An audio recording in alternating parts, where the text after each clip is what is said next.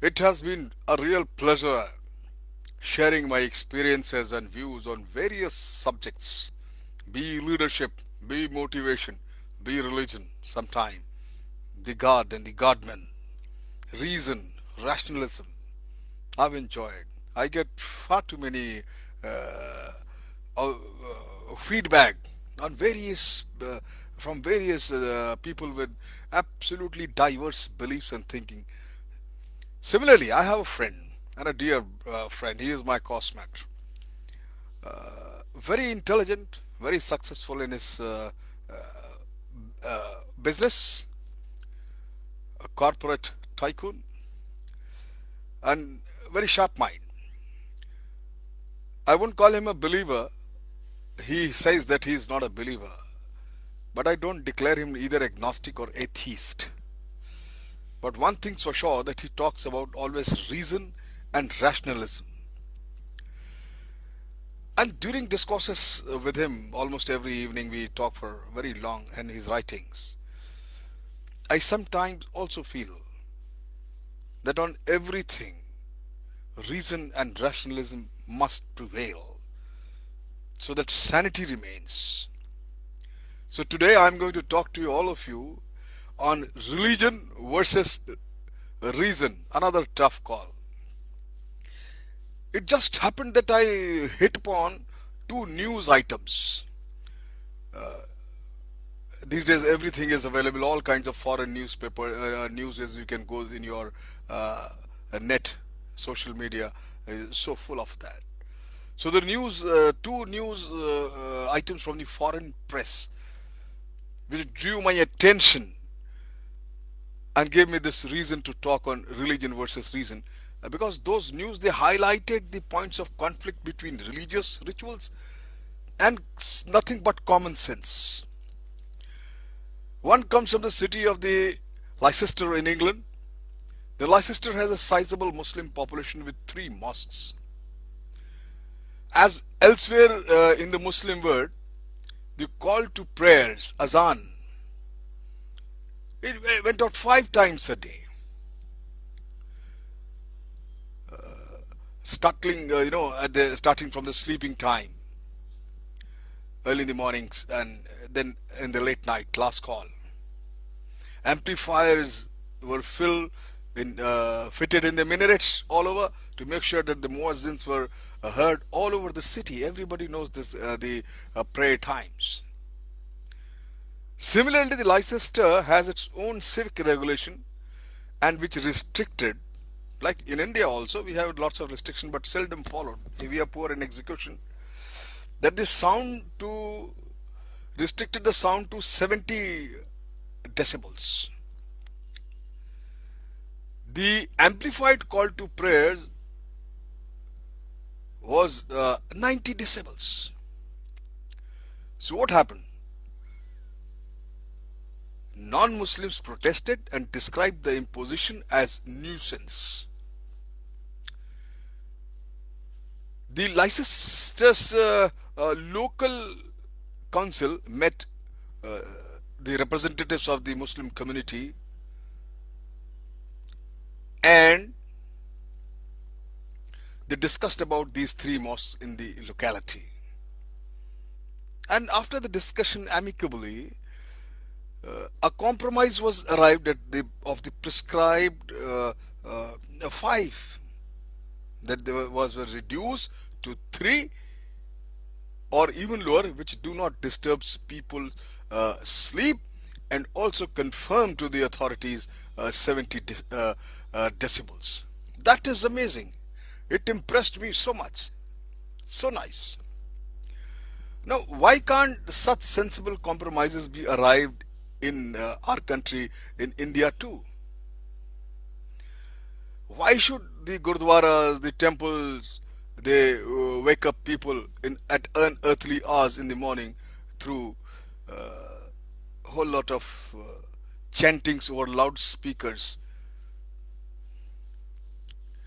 Why should loudspeaker be permitted for use at all night jagratas? It's very common. You have it in our country. We have it for now. The October is coming, this month of festivals. You see, I don't think any night will be spared with this long whole night loudspeakers discourses or the musics or hymns or the chantings. And this and this affects people sleeping. It prevents people from a deep sleep. Catch anyone like Imam Bukhari of Delhi's Jam Masjid agreeing to reduce the number of calls to pray over the microphone to under 5, or with restricted decibels, using sound suppression. In India, whenever religious rights and common sense are in conflict, you can be sure that the right, however irrational and irritating, will win. There is no question of any common sense or logic or reason will prevail when it comes to religious matters. Now, this was one news. The second case involved a more fundamental issue. It's a news clip I'm reading today morning. How far can you prevent a religious belief to put the life of a person in jeopardy? In this case, it is 2-year child stricken with leukemia. Doctors are of the opinion that if she did not get a blood transfusion, she would die. Her parents rejected the advice on the ground that the belongings to a Christian sect known as Jehovah's Witness, the sect, and they regarded blood transfusion as sin. They considered any kind of blood transfusion not permitted by religion and is amounts to sin. Now, Jehovah's Witnesses are a sect started by a person called Charles Taze Russell of Pennsylvania in 1870s. It was originally known as Zion's Watchtower Bible and Tract Society. Tract Society. Many sects in every religion have. Half of them, most of them, we don't know. You can see the number, the members selling literature on these streets. Russell had predicted that the return of the Christ. Nothing happened so far. Christ is still yet to come.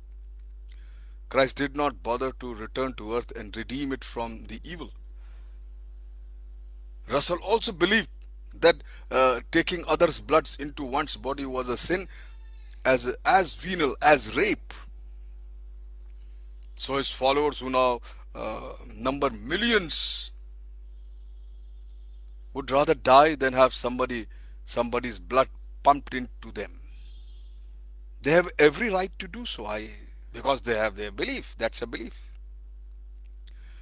But can they also impose their views on their children?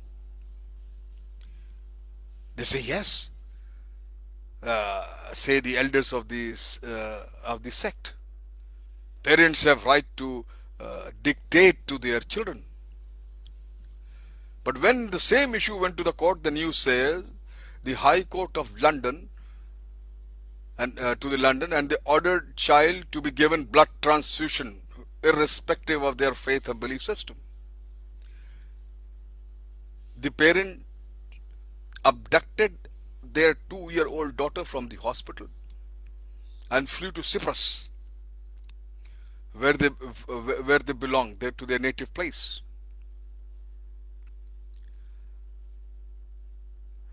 Now, fortunately, the authorities, even Cyprus also, they agreed with the English court's verdict and forced the parents to hand over the child to the hospital, and they allowed the blood transfusion. The little child received blood transfusion, and happily, I'm very happy, the news said the child is alive. She survived, she escaped. The parents are adamant, however, still, and insist that as soon as their daughter is restored to their custody, they will stop further transfusion and try alternative forms of medicine. My friend, now you think on these two cases I've just talked to you, as which I read in the news. They are facts, not this some stories, concocted stories. We have far too many situations, my friends, arising in our own country. As for instance, when a doctor performing an operation, let's say on a Muslim or a Sikh with beard, and advises that he or she has to be shaved off to avoid infection. What is then who's then going to decide that what is more important, adherence to religious beliefs, or the life of the individual? Reasons must prevail. That's why I say rationalists are generally correct because they follow reason. Our Urdu poet says it so succinctly, so beautifully. धरती का मुकद्दर खोटा है, जन्नत का उतरना मुश्किल है। ये बात समझ में आ जाए तो सांस का लेना आसान है। तूफान तूफान बदन के अंदर है, लगता है मिटा के रख देगा। ये दुनिया हम पर हंसती है, क्या ख्वाब छूता देखा है। बस ख्वाब हमारा अपना है, इस ख्वाब को जिंदा रखना है। और ख्वाब इशारा करता है, दुनिया को बदल के रहना है। सच बोल के मरने वालों को हर दौर में जिंदा रहना है, हर दौर में जिंदा रहना है। सच बोल के मरने वालों को, my dear friend, follow the what are the beliefs you have, but let the reason prevail and the rational prevail. Thank you very much.